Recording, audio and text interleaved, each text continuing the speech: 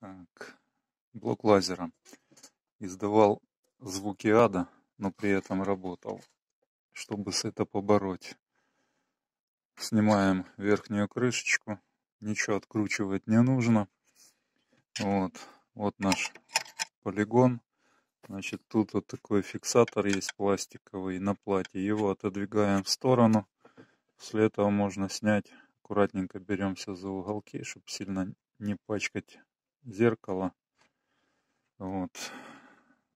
Сняли, помыли со спиртом. Я изопропиловым спиртом мыл вал. Туда с помощью ватки, иголки помыл подшипник. И буквально пол капелюточки, малюсенькая, там очень мало. Но вот такую вот смазочку силиконовую жидкую используем. Очень мало надо туда.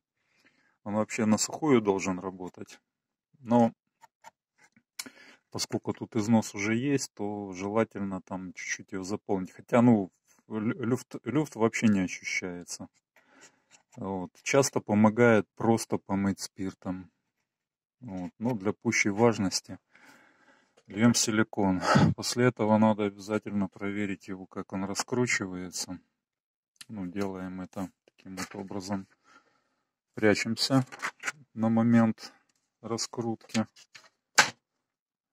Запускаем. 3-й класс опасности. Глаза бережем. Ждем, пока раскрутится.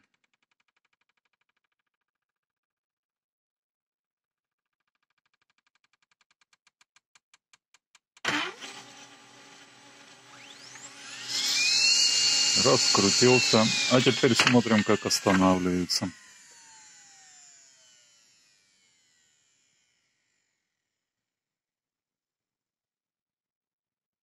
В принципе, нормально. То есть время остановки достаточно длительное, вот оно где-то таким должно быть. Если будет останавливаться очень быстро, все, значит подшипник вращается туго. Либо разбит, либо со смазкой перебрали, либо не домыли. В общем, надо будет поиграться. Все, пробуем собирать.